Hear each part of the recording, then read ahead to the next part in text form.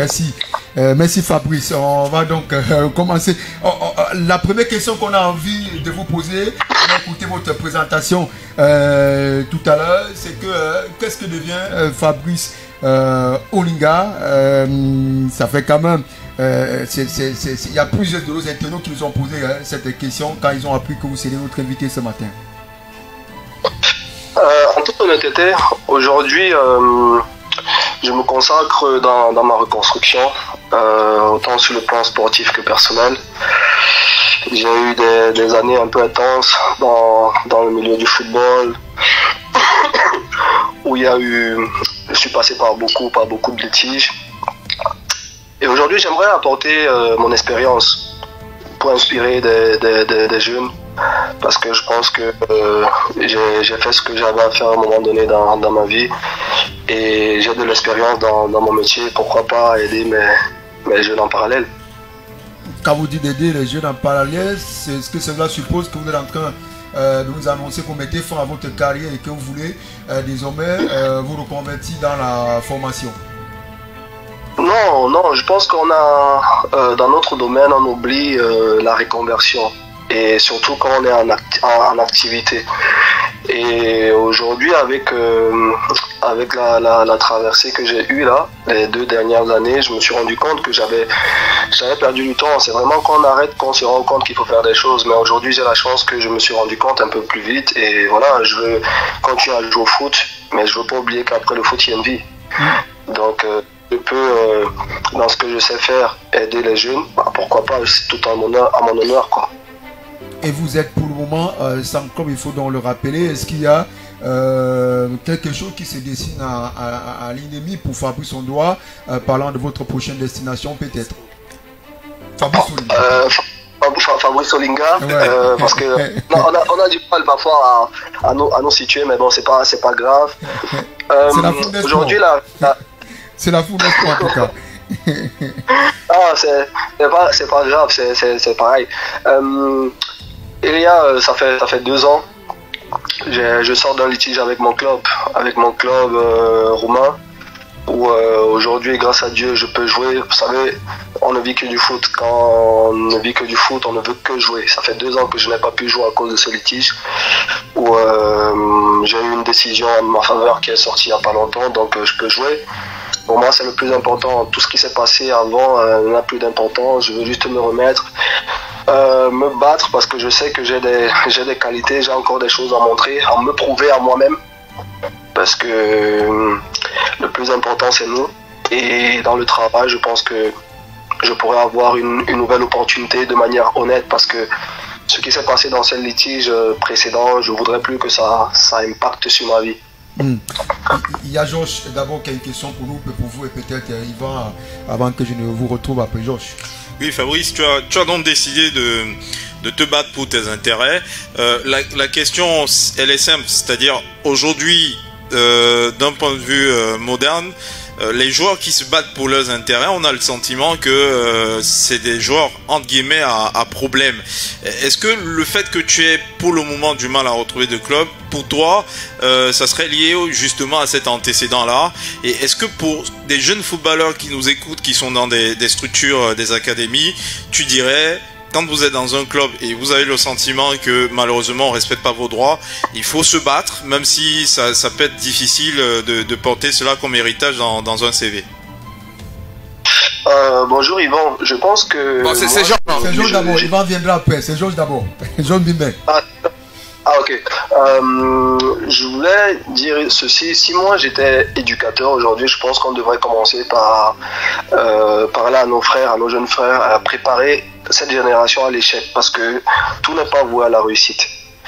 Et parfois on nous fait croire qu'on ne peut que jouer au football. Mais non, on peut réussir dans d'autres domaines. Moi aujourd'hui, avec du recul, j'ai compris que chacun doit définir sa réussite. On a tous rêvé de devenir un Samuel Eto'o à un moment donné dans nos vies. On a tous rêvé cela, mais si on n'arrive pas à ces fins-là, on peut faire autre chose. Défendre ses droits, c'est pas que dans le football, c'est dans la vie aussi. Et je pense qu'on devrait plus mettre l'accent sur cela, préparer les jeunes à ce qu'ils sachent que tu as ta carrière, ça peut bien se passer, mais si ça se passe mal, c'est pas pour autant que que tu as raté ta vie ou tu as raté ta carrière. Donc si moi je serais éducateur aujourd'hui, on va faire nos séances, on va s'entraîner, mais tout le monde n'est pas appelé à avoir la carrière qu'on espère.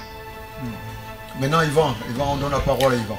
Alors, dis-moi, est-ce qu'aujourd'hui Fabrice, tu penses que c'est allé un peu trop vite pour toi? Est-ce que avec le recul justement, tu te dis les choses sont allées un peu trop vite et que voilà, être précoce est peut-être aussi souvent, surtout quand on n'y est peut-être pas préparé, est-ce que c'est souvent un handicap? C'est la question que j'aimerais te poser de but à blanc comme ça. Est-ce que tu as l'impression que les choses sont allées trop vite pour toi? Non, je pense que les choses ne sont pas allées trop vite pour moi parce que j'ai forcé ma chance. Ok. J'ai forcé. Et on doit être aux endroits au bon moment, à un moment donné dans la vie. Je me rappelle quand j'arrive en sélection, ma première sélection, je ne vais pas en sélection pour jouer, je ne vais pas en sélection pour participer. Mais aujourd'hui, je fais partie des rares joueurs des années 96 à dire qu'ils ont joué avec Samuel Eto'o. Moi, je l'ai fait. Ça ne veut pas dire que je suis vieux. Ça veut juste dire que j'étais là au bon moment. J'ai donné ce que je pouvais donner à Malaga. Et c'est parti de là, c'est parti du fait d'arriver en sélection. Maintenant, est-ce que l'entourage, ton entourage, l'environnement que tu as te permet d'assimiler les choses que tu vis à ce moment-là était aussi juste vis-à-vis de moi? Je pense que non. Parce qu'il y a des choses qui sont passées autour de moi que je n'avais pas le contrôle. Et on ne peut pas avoir le contrôle sur des choses extérieures alors que la préoccupation, c'est que le terrain. Je me préoccupais du terrain, mais dans le foot, l'extérieur est aussi important. Ouais. Alors, Fabrice, parlons à présent de l'équipe nationale des Lions indomptables du Cameroun. Il faut quand même dire, vous avez laissé de très bons souvenirs à ces Camerounais-là. Beaucoup voyant en vous un futur Samuel Eto'o-Fils. Mais il faut dire que votre départ de cette équipe s'est fait un peu de façon prématurée. Moi, personnellement, je suis resté sur ma faim. Comment vous expliquez la trajectoire qu'a pris votre carrière avec l'équipe nationale des Lions indomptables du Cameroun, Fabrice Olinga? Déjà, je voudrais souligner une chose. Je suis très fier de ce que j'ai accompli pour le moment en sélection parce que je sortais d'une académie où on avait un rêve. Moi, j'ai accompli mon rêve. Après, les autres, ils avaient d'autres rêves. Moi, j'ai accompli mon rêve.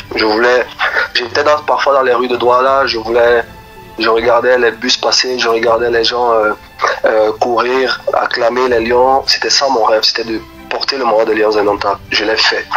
À partir de ce moment-là, il y a eu beaucoup d'attentes sur moi. La vérité, c'est que c'est pas une malchance parce que les choses sont comme elles sont. Je sors d'une fondation, je sors d'un milieu et j'ai une vision. Et la vision, il y a un monsieur qui était là. Ça veut dire qu'il est vu comme mon père. J'arrive en sélection. J'ai pris beaucoup de coups que j'assume parce qu'au final, ça fait partie du milieu du football. Il n'y a pas que le terrain qui compte. Il y a les choses extérieures qui comptent. J'ai pris des coups qui m'ont empêché de montrer vraiment mes qualités parce qu'à un moment donné j'ai eu des opportunités. Ce n'est pas que la faute des autres, je suis coupable à un moment donné de certaines situations, mais la responsabilité elle est partagée. Moi à un moment donné j'ai dû laisser ma fille à l'hôpital parce que je devrais aller en sélection alors que ma fille est née le même soir. Ça a montré à quel point je voulais représenter mon pays. Et à ce moment-là je ne peux plus me faire de reproches parce que quand je devais être là pour la sélection, j'ai été là. Mais quand moi j'ai eu besoin de la sélection n'a jamais été là pour moi.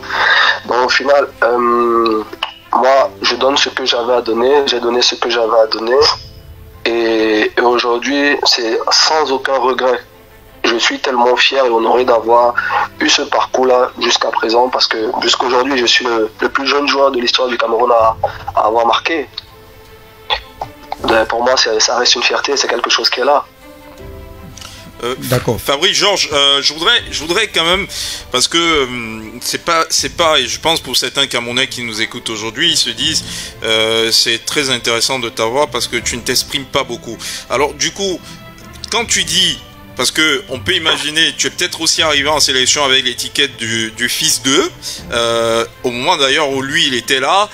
Tu dis que tu as pris des coups, sans aller trop dans les détails, mais est-ce que tu as quelques expériences comme ça que tu voudrais partager avec des nombreux Camerounais qui nous écoutent, de certaines situations où tu penses, parce que tu as dit qu'il y en avait où tu te sens responsable, mais il y a effectivement des choses qui sont arrivées autour de toi, peut-être parce que tu avais cette étiquette du fils de Samuel Eto'o quand tu es arrivé en sélection. Est-ce que tu as quelques expériences que tu peux partager quand même avec nous sans entrer dans trop de détails?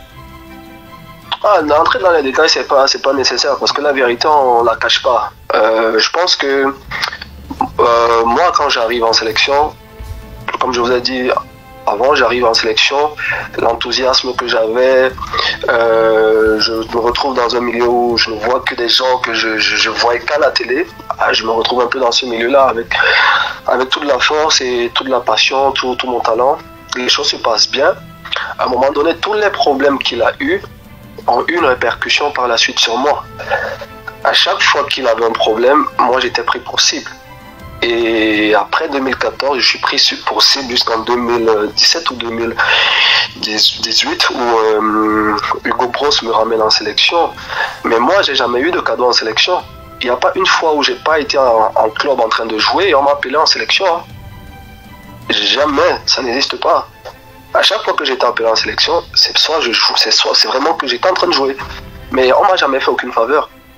Jamais. Donc au bout d'un moment, j'ai pris des coups parce que je devais les prendre. C'est comme ça. Et c'est ça qui fait la vie. Et je ne regrette pas du tout d'avoir pris ces coups. Ça m'a permis aujourd'hui de voir les choses d'une autre manière. Le football ne se joue pas que sur le terrain. Oui, Fabrice, justement, parce que juste pour savoir, tu sais, nous avec le recul, tout comme toi d'ailleurs, parce qu'aujourd'hui tu parles beaucoup avec le recul, on a entendu beaucoup de choses, on a eu des confidences de certains. Il a pris des coups. Je rappelle à ceux qui nous écoutent que tu parles du président, l'actuel président de la FECAFOOT, Samuel Eto'o. Et quand il prenait des coups, tu les prenais. Est-ce que tu les prenais parce que nous, on sait qu'il a pris des coups des dirigeants, des gens qui étaient dans l'administration, mais à l'interne, au sein de l'équipe, quand tu arrives, est-ce que tu es bien accueilli? Est-ce que en interne, dans le groupe, dans la tanière, tu avais aussi parfois le sentiment que certains cadres, certains jeunes joueurs avaient un regard différent sur toi de manière naturelle, du fait d'être étiqueté le fils d'eux? Bien sûr, il y a eu des scènes où c'est aussi une chance pour moi d'avoir vécu cela parce que c'est dommage parce que tout le monde se cache derrière ce qu'il veut se cacher, mais il y a une réalité. Il a toujours été là pour défendre les intérêts des joueurs, par exemple. Et il n'y a jamais rien eu où... J'ai jamais vu quelqu'un qui est sorti, parce que de ce que moi j'ai vécu, je parle de mon expérience. Après, chacun a eu... Moi, je parle vraiment de mon expérience, quand j'étais là. Okay. Des situations où... tout le monde devait donner son mot, tout le monde avait quelque chose à dire. Après, moi, j'étais le plus jeune, donc je devais être plus en observation qu'autre chose. Donc moi, quand je suis en observation, je suis là, j'essaie d'apprendre et tout. Mais il y avait des cadres, à un moment donné, vous dites des choses là, en interne, mais après, dehors, vous pointez du doigt une seule personne. Et ça, c'est pas bon. C'est pas bon. La décision se prend dans le groupe. Et pourquoi quand une information, parce que c'est dommage, mais dans les équipes c'est comme ça que ça fonctionne, il y a toujours quelqu'un qui divulgue quelque chose. Et ça c'est pas bon. Et quand ça arrive comme ça, bah, au final, les gens, ils ne regardent que ce qu'on veut leur dire. Alors que la vérité, elle est nôtre. Et moi j'ai vécu ça au Brésil. J'ai vécu ça déjà même avant notre départ pour le Brésil. Moi je regardais, j'observais, et à ce moment-là tu te dis ok, prenez des responsabilités, n'attendez pas, parce qu'au final il n'y a qu'un seul nom qui va ressortir. Et moi il y a des joueurs qui me regardaient de haut parce qu'on disait ils ne pouvaient même pas parler devant moi, parce que c'était comme si moi en parlant devant moi tu vas aller dire à ton père, en fait c'était comme ça. Et au final c'est un peu l'étiquette là que j'ai eu en sélection qui m'a porté préjudice, ça de manière claire. Mais c'est comme ça, c'est la vie, il faut accepter. Ouais. Alors, Fabrice, en revenant pas en Coupe du Monde 2014, une Coupe du Monde à laquelle tu participes avec le Cameroun, je rappelle que à cette époque, voilà, tu étais tout jeune, tu étais le plus jeune, et tu arrives dans une sélection où Samuel Eto'o est un peu le plus âgé, je pense, le plus ancien avec... si je me rappelle à l'époque, Pierre-Achille Webo. Donc il y a comme une transition, comme un passage de témoin qui doit se faire entre Samuel Eto'o et cette génération naissante là, qui est composée de Alexandre Song à l'époque, Dani Nunke, Bedimo, je pense, Tchédjou également. Et nous ici au Cameroun, durant cette Coupe du Monde, Choupo-Moting également qui arrive avec Abakar Vincent. Alors nous ici au Cameroun, ce qu'on a eu de cette Coupe du Monde, c'était quand même très très grave. C'est une Coupe du Monde où il y a eu un scandale entre Alex et Asue Kotor. C'est une Coupe du Monde où il y a eu des tensions également dans le vestiaire. Toi qui as vécu ça de l'intérieur, est-ce qu'aujourd'hui tu arrives avec beaucoup d'expérience de ta carrière, est-ce que tu arrives, Fabrice, à te rendre compte de ce qui s'est passé à cette Coupe du Monde là, ou alors de ce qui s'est très mal passé à cette Coupe du Monde? Quel bilan tu en fais? Moi je pense que du moment où vous partez dans une compétition où chacun vient avec un idée un peu différent, c'est compliqué. Et je pense que ce que j'ai vécu au Brésil, je pense qu'on a marqué deux ou trois buts, peut-être 2 buts. Je pense que c'était ce qu'on pouvait faire. Parce que dans l'ensemble, c'était pas possible. Honnêtement, c'était pas possible. C'était pas possible à vivre. Moi, je l'ai vécu. Hein. C'est vraiment mon expérience, mais c'était pas bien. C'était pas une famille, c'était pas ça? Pardon? C'était pas une équipe? Est-ce que l'équipe était divisée? Est-ce qu'il y avait une division? Est-ce que vous étiez unis? Est-ce que... Voilà. Il y avait une division. Et pour moi, il y a des choses qui doivent rester en famille. Et quand ça commence à sortir, c'est plus bon. Mais c'était pas normal. Il y a des informations qui sortent en famille qui ne doivent pas sortir. Mais il n'y a que la famille qui fait sortir ces informations. À un moment donné, c'est dérangeant parce que chacun va essayer de se défendre. Mais il faut savoir se défendre. Moi, je l'ai vécu, c'était horrible pour un jeune comme moi parce que j'avais qu'une seule chose en tête, c'était de jouer. Au moins d'avoir 5 minutes. Donc moi, j'étais là, j'avais les yeux qui brillaient et je voyais tout ce qui se passait. Je disais, waouh! Vous pouvez imaginer à cette époque-là où toute la ferveur, tous les Camerounais qui étaient derrière nous et tout. Bah, moi, au final, c'était une mauvaise expérience, quoi. Ouais. Alors, vous avez beaucoup parlé de Samuel Eto'o tout à l'heure. Moi, de ce que j'ai appris, si je me trompe, vous pouvez me démentir. C'est qu'à un moment donné, vous avez souhaité revenir en équipe nationale des Lions indomptables du Cameroun. Il se pourrait que vous êtes même allé, vous seriez, je préfère parler au conditionnel, aller plaider auprès de lui qu'on considérait comme votre père pour demander à revenir en équipe nationale. Est-ce que vous nous confirmez cette information? Si oui, quel rapport vous entretenez aujourd'hui avec Samuel Eto'o, fils président de la Fédération camerounaise de football? Déjà, je vais vous... Avant de répondre à votre question, je vais vous raconter une anecdote parce que c'est important pour moi. Quand je fais mes débuts à Malaga, tout se passe super bien et je commence un peu à avoir les gens de l'Espagne qui commencent à me dire oui, ce serait bien qu'on t'appelle chez les jeunes en Espagne et tout.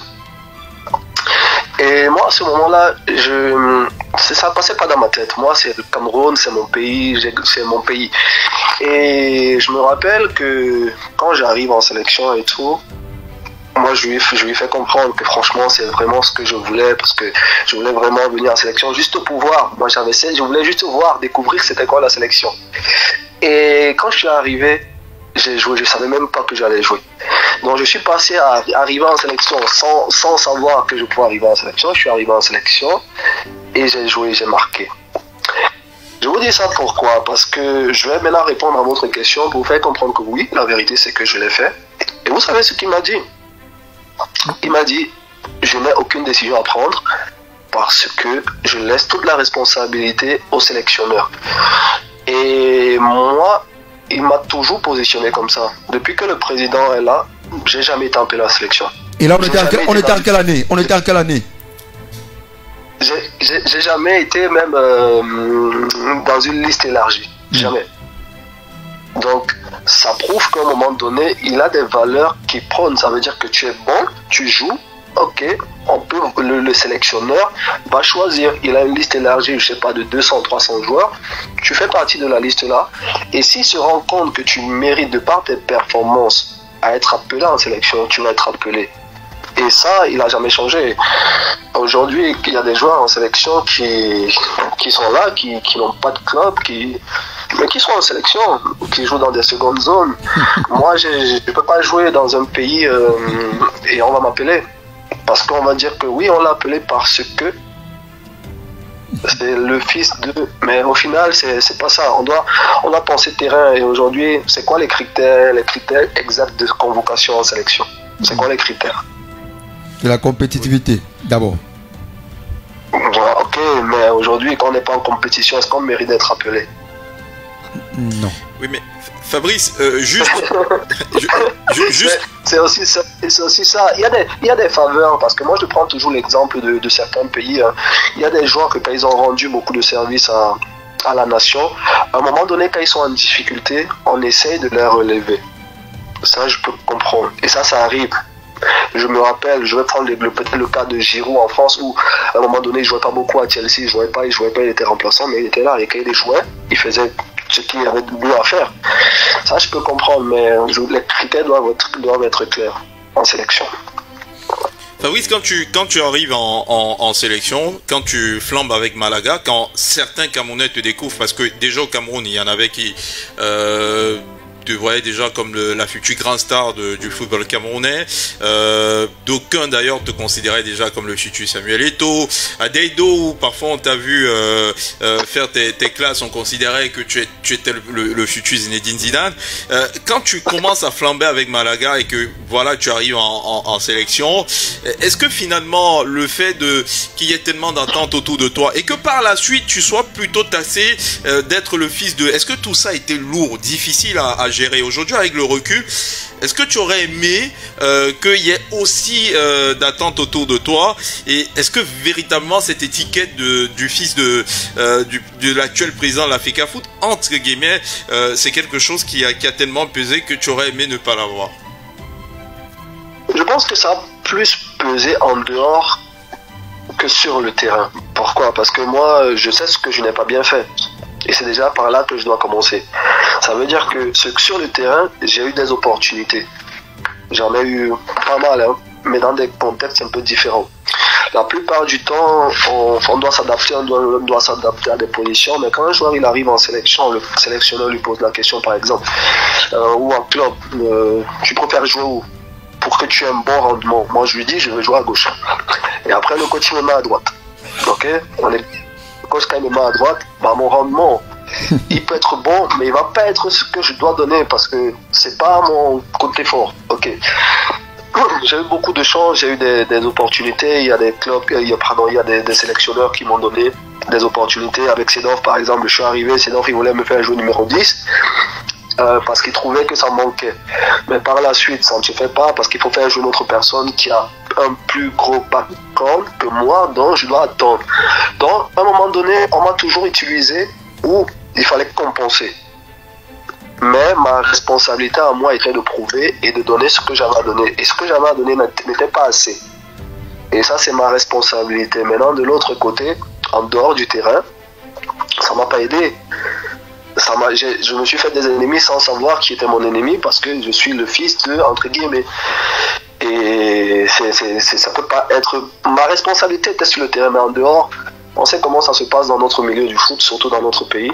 Donc voilà, c'est une responsabilité qui est un peu, je trouve, qui est partagée. Moi, sur le terrain, qui est ma responsabilité, mais en dehors du terrain, avoir écopé des choses qui m'ont pas permis d'avoir certaines facilités que les...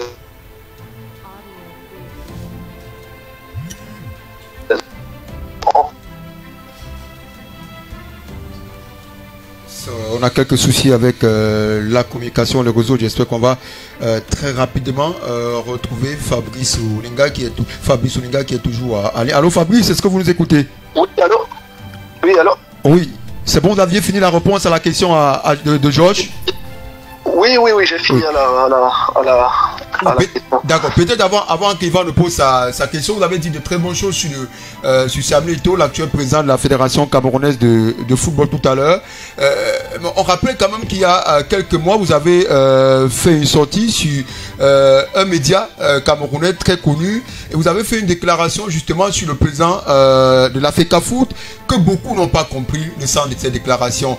Certains ont interprété ces déclarations à leur manière, et donc on se sont posé la question, même lui, est-ce qu'il se serait déjà aussi retourné contre lui comme les autres qui sont passés à la Fundesport auparavant l'ont fait?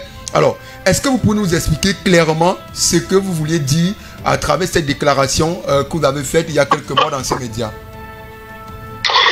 Je tiens à être totalement transparent. À un moment, j'ai été mal informé. On m'a rapporté certaines choses qui me faisaient croire que le président allait à l'encontre des joueurs. Vous savez, je suis footballeur. Et quand vous ramène des choses, vous réagissez au show avec des émotions en croyant défendre ce qui est juste. Ok, ça c'est moi ma responsabilité, mais avec du recul. J'ai pris le temps de vérifier, de comprendre. J'ai découvert par moi-même qu'on m'avait rapporté des choses pas vraies. Ok, et à ce moment-là, pour moi, je tiens à reconnaître que c'est mon erreur. Je me suis trompé. Mais aujourd'hui, je suis du côté de la vérité. Pour moi, c'est la vérité qui est le plus important. Et le président, aujourd'hui, dans ce que je vois, il agit avec responsabilité. Il a une vision pour le football camerounais. Et je trouve juste que les attaques qu'il reçoit, ça fait un peu trop. Il ne mérite pas ça. Il ne mérite pas ça. Et c'est quand même quelqu'un qui met beaucoup d'énergie pour relever le niveau malgré les obstacles. Donc, c'est un peu comme ça que je vois les choses. Yvan ? Est-ce que Fabrice, est-ce que tu as eu aujourd'hui le temps de discuter avec le président de la FECAFOOT et quels sont vos rapports aujourd'hui? Tu n'as pas bien répondu à la question, je pense que Georges te l'a posé, mais j'ai pas eu de réponse. Jean-Pierre te l'a posé, j'ai pas eu de réponse exacte. Quels sont tes rapports aujourd'hui avec lui, et est-ce que vous avez eu l'occasion de discuter justement, parce que là tu dis qu'il a un projet, il a ceci, il a cela. Est-ce que tu as réussi à discuter avec lui, à justement comprendre ce dans quoi il va amener ce football-là, visiblement qui paraît flou pour certains? Est-ce que tu as eu des retours directs de Samuel Eto'o? Ça c'est une première question. Et deuxième question, pour revenir un tout petit peu, beaucoup disent que tu étais à une certaine époque le fils préféré de Samuel Eto'o. Est-ce que c'était fondé selon toi, selon ton propre jugement? Est-ce que tu penses que tu étais l'enfant prodige? Ok, je vais commencer par la première question déjà pour vous faire comprendre. Quand vous m'avez posé la première question, je ne l'avais pas terminée parce que je vous faisais comprendre que quand vous êtes dans un circuit où on vous ramène des informations, parce qu'aujourd'hui on est dans un circuit où il y a beaucoup de manipulation, et moi j'ai été manipulé parce que les informations qu'on m'a données c'était parce qu'on voulait que j'agisse juste, et j'ai agi. Et ça c'est ma responsabilité. Maintenant, être le fils préféré, je pense que c'était des faits et je le méritais. Je sortais de très loin, je sortais de nulle part. Je travaillais beaucoup. Je voulais juste apprendre. Maintenant, il y a des choses qui m'ont détourné de mon chemin, de ma vision. C'est tout. Maintenant, est-ce qu'on a une relation? Est-ce qu'on s'est parlé? Non. Est-ce qu'aujourd'hui, comment je sais ce qu'il veut faire? Vous savez, quand vous avez quelqu'un qui a fait du haut niveau, hein, et quand vous êtes un grand champion, vous voulez être un grand champion partout. Moi, je pense que même si c'était moi qui avais eu la carrière qu'il avait eue là, je ne serais pas venu là à la présidence de la FECAFOOT juste en me disant je veux juste être là comme ça. Il n'y a que ce qu'il y a de beau qu'il veut pour sa fédération, pour son pays, et je pense que tous les footballeurs le savent. Maintenant, est-ce que tous les footballeurs sont prêts à le suivre dans ça? C'est ça la question.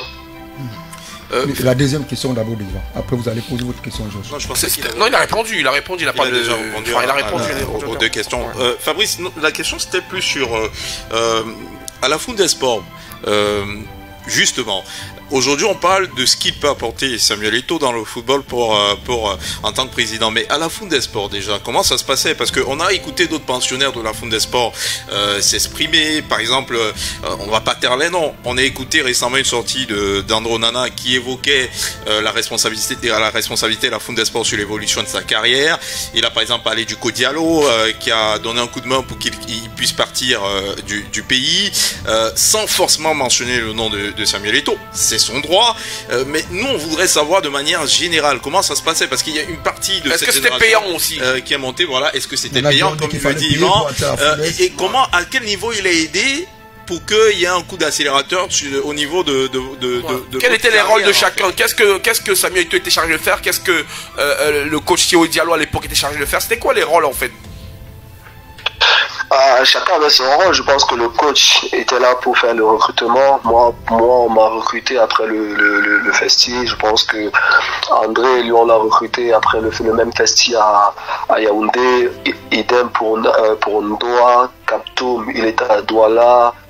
On avait Dongo qui venait de Douala. Il y a beaucoup de joueurs comme ça. Je pense que nous, moi je le dis tous les jours parce que, et c'est la vérité, on était des privilégiés au Cameroun. Il y avait beaucoup de gens il y avait beaucoup de joueurs qui jouaient en première division. Ils n'avaient pas ce que nous on avait. Nous, on était des vrais privilégiés. Ça veut dire que tout était pris de manière volontaire. C'était bien, tout était pris en charge. On ne manquait pas d'argent pour... moi, je parle de moi, hein, et je parle de moi parce on était dans la même équipe. Ondoa, il avait 1 an de plus que nous. Kaptoum, il était avec moi. Les écoles étaient payées. On recevait de l'argent après les séances d'entraînement. Après les matchs, on recevait aussi des primes de match. Au final, on avait tout. On était là. On n'était pas les plus forts du Cameroun. Hein. Ça aussi, on doit se le dire. On n'était pas les plus forts du Cameroun. On a eu la chance qu'il y ait une vision. On a juste profité de la vision. Et on s'est retrouvé où on s'est retrouvé. Et voilà, c'est pour ça qu'on dit il y a quelqu'un qui doit ouvrir la porte. Il y a quelqu'un qui nous a ouvert la porte. Mais on n'était pas les meilleurs du Cameroun. Pas du tout, parce que moi, quand je regarde, il y avait des joueurs plus forts que moi. Mais je me suis retrouvé à la fondation. J'étais fort. Et je me suis retrouvé à Mallorca. Et c'est comme ça que ma vie a commencé. On a toujours besoin d'un déclencheur. Les déclencheurs là, c'était Samuel Eto'o, quoi.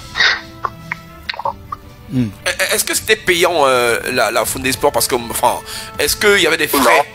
Non, y a pas, c'était pas payant. Franchement, si quelqu'un dit que la fondation était payant, franchement, c'est de mauvaise foi. C'est de mauvaise foi parce que jusqu'au passeport, moi j'ai jamais payé. Personne n'a jamais rien payé. Même pour établir les passeports, c'était jamais payé. On était le Real de Madrid des jeunes au Cameroun. On avait besoin de... non, mais c'est vrai, c'est là, ce sont des faits. On avait besoin de rien. Merci. Tout était fait. Tout était fait. Il fallait voyager, on partait, on rentrait dans l'avion, on savait même... Personne n'avait jamais demandé comment ça se passait. Personne ne voulait savoir parce que même nos parents ne demandaient pas.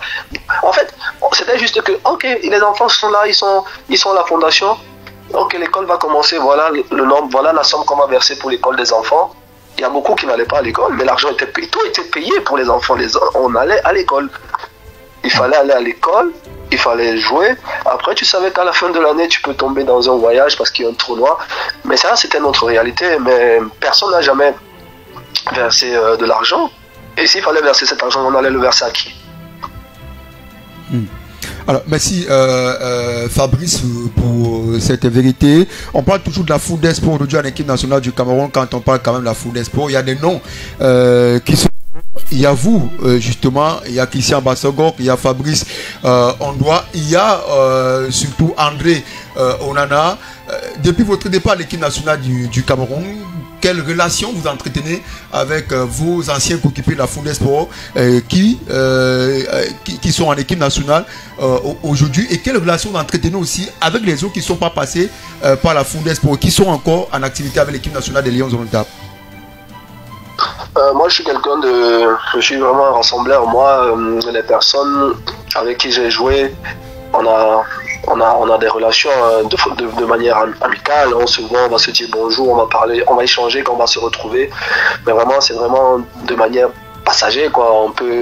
On va se retrouver peut-être un jour à Paris, on va être en train de jouer, on va discuter, mais on se rappelle toujours les souvenirs qu'on a eu à vivre parce qu'on a passé des bons moments, des moments forts ensemble.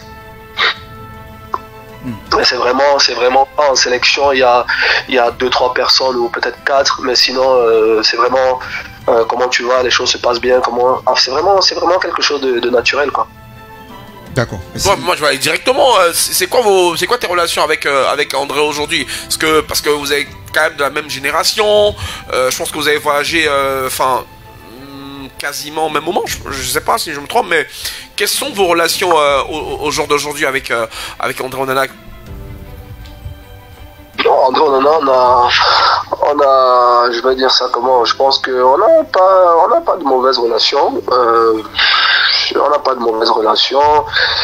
Je pense qu'il est concentré dans son club, dans sa vie. Je fais de même. On essaie de se regarder, franchement, voir comment ça se passe. Mais sinon, on n'a pas. Je peux pas vous dire qu'on n'a pas de mauvaises relations. On l'a pas. J'en ai là. Chacun fait sa vie. On va toujours rester avec l'équipe nationale des Lions indomptables du Cameroun. Et tout récemment, lors de la rencontre, ou alors avant le match contre la Libye, le dernier match, on a vu une sortie que les gens ont effectuée à la veille de cette rencontre. Le capitaine qui a lu un communiqué. Déjà, Fabrice Olunga, on rappelle qu'avant, juste après l'acte que les joueurs ont posé, vous avez réagi sur l'un de vos réseaux. Beaucoup n'ont pas compris votre réaction, cette déclaration. Est-ce que vous pouvez nous expliquer en profondeur le message que vous vouliez passer à travers cette déclaration et comment ce que les joueurs ont fait, ce communiqué? Est-ce que ça respecte le protocole de l'équipe nationale du Cameroun au moment où vous y étiez? Bon, moi déjà, je connais pas c'est quoi les tests de l'Africa Foot. Là, je vais déjà commencer par là. Mais moi, j'ai jamais vu ce que j'ai vu. Et franchement, ça m'a beaucoup dérangé. Parce que moi, j'étais dans cette sélection et ce n'est jamais arrivé. J'ai vécu des problèmes en sélection. J'ai jamais vu des joueurs se mettre devant une caméra et plaider ce genre de cause. Ça n'existe pas. Moi, j'ai jamais vu ça. Et au moment, quand je parle de manipulation, quand je parle d'hypocrisie, c'est tout simplement parce que les plus jeunes vont devoir répondre de leurs actes à un moment donné, parce que il faut suivre la vérité, il faut suivre ce qui est juste. On ne peut pas vous dire, venez vous mettre devant la caméra et vous venez. Dans quel but? On vous a dit, ça allait servir à quoi? Est-ce que vous êtes sûr de ce que vous êtes en train de faire? Est-ce que vous pensez vraiment que c'est ce qu'il vous faut maintenant, à la veille d'un match aussi important, capital, comme celui qu'on joue au Cameroun? Fabrice, toi, tu aurais refusé si par exemple, oui, tu aurais refusé? Oui, bien sûr, catégoriquement, parce que ça se voit que c'est juste un montage. Ça se voit que c'est un montage et c'est ce qui est dommage. C'est ce qui est dommage parce que le montage est là pour montrer que voilà ce qui se passe. Mais le public n'a pas besoin de savoir la cause que vous défendez parce que vous voulez défendre une partie. Chacun doit apprendre à rester à sa place. Moi, je suis attaquant, mon rôle c'est de marquer. Si je marque pas, je suis remplacé dehors. Je suis milieu de terrain, je fais mon rôle. Je suis gardien, je reste dans mes buts, je fais mon travail. Mais chacun doit rester à sa place. Il n'avait pas besoin de faire ça. Bon, changeons un peu de contexte. Imaginons, nous aujourd'hui, que il y a des décisions. Imaginons qu'il y a des décisions qui sont prises à l'encontre de je sais pas quoi. Qui va payer pour cela? Parce que là, vous avez déclaré que vous choisissez. Vous étiez en train de faire un choix. C'est que vous allez à l'encontre de votre fédération. Même si vous êtes dans cette optique-là, ne le montrez pas. En fait, moi, c'est mon avis, ne le montrez pas comme ça. Parce que, au final, il y a quelqu'un qui est là, qui suit les textes, qui suit la loi, et dit que c'est ça, c'est ça. Maintenant, toi, quand tu sors, tu vas à l'encontre. Moi, il y a des amendes que tu prends chaque fois que tu ne respectes pas les choses dans les ordres. C'est comme ça. Alors, peut-être... C'est ça le problème. Si vous me le permettez, Georges, peut-être avant vous, je reste sur la question. Fabrice, je rappelle votre déclaration. Un vieux m'a dit un jour, celui qui écoute pendant des heures est plus puissant que celui qui parle pendant des heures. La deuxième déclaration, quand l'un des plus grands et hypocrites fait partie des leaders de l'équipe nationale. Le vieux c'est qui? L'hypocrite c'est qui? Et le leader c'est qui exactement? Comment on appelle ça? Il y a souvent, je sais pas si on dit ça on dit ça, mais je pense que c'est des enseignements. Au final, il y a des gens qui prennent beaucoup plus la responsabilité en disant que je prends, c'est moi, et c'est pas nécessaire. Il faut écouter. Alors, écoute. On peut t'aider, hein, Fabrice. Fabrice, on peut t'aider, s'il te plaît. Veille de match Cameroun sur le dernier match Cameroun-Libye, il y a un leader qui arrive en conférence de presse avant match et il dit: si on perd, je prends sur moi. Ça peut faire partie de ces leaders-là? Je veux dire, c'est une évidence. Les leaders les leaders ne se déclarent pas. Il y a les leaders de manière naturelle. Il y a personne qui vient et qui dit que je suis leader. Ça n'existe pas. Moi, un exemple. Moi, j'ai jamais entendu, par exemple, Anguissa parler. Alors qu'il fait partie des leaders, mais il est là, il observe, il est là. Je prends son exemple parce que c'est quelqu'un qui est là, et pour moi, c'est un leader naturel. Vous voyez, chacun doit juste apprendre à rester à sa place, faire ce qu'il a à faire, c'est tout. Ok. Fabrice, je vais peut-être poser une question, mais depuis le début de cette interview, je te donne mon ressenti personnel. Je trouve que tu t'en sors plutôt bien face aux journalistes. Donc, je n'ai aucune crainte en posant cette question. Je ferai mon boulot, tu feras le tien. Tu as été à la Foot des Sports avec André Onana. Il y a eu, par exemple, sur les réseaux sociaux, il y a eu quelques échanges entre vous deux qui ont fuité à une certaine époque. Aujourd'hui, le André Onana que tu as connu et le président de la fédération que tu as connu avant comme responsable de Foot des Sports ne se parlent pas. De ce que l'on sait, en tout cas, l'ambiance n'est pas bonne. Quelle est ton appréciation de cette situation? À quel niveau tu situes les responsabilités? Et est-ce que tu penses que les rapports entre les deux hommes ont eu des implications sur la sortie que tu nous décris depuis quelques minutes, où tu nous dis ça ne se fait pas, ils ont été manipulés, les leaders, parfois ça se tait. Est-ce que quelque part, aujourd'hui, tu as un avis à toi, bien connu, bien simple, sur la relation entre les deux hommes, et à quel niveau tu juges les responsabilités? À quel niveau je peux juger les responsabilités? Je pense que le président fait ce qu'il doit faire. Moi, je n'ai pas vu, comment je vais dire ça. À un moment donné, quand il est arrivé, les choses se passaient bien. Je voyais que les joueurs, ils étaient à l'aise, tout se passait bien, ils voyageaient bien, ils étaient bien, donc tout se passait bien. Et André, je pense qu'il a ses positions. Mais je pense qu'André, s'il a ses positions, ce sont ses positions à lui. Il est convaincu qu'elles sont bonnes. Maintenant, moi, je vais aller à l'encontre de ses convictions parce que il ne suit pas ce qui est bon. Mais Fabrice, peut-être avant, Fabrice, si tu permets, vraiment, peut-être avant de nous expliquer ta position, vraiment pour le bonheur des Camerounais qui nous écoutent, il s'est dit beaucoup de choses. Je sais, nous savons, certains sont au courant de ce que tu sais un certain nombre de choses. Clairement, Fabrice, qu'est-ce qu'André Onana reproche au président de la FECAFOOT? Qu'est-ce qu'il reproche au président de la FECAFOOT? Je pense que c'est la personne indiquée. Il doit le dire. S'il reproche des choses, il doit le dire. Mais s'il reproche rien, il doit se taire. Mais qu'est-ce que toi tu penses? Qu'est-ce que tu sais? Qu'est-ce que tu crois savoir de ce qu'il reproche au président de la FECAFOOT?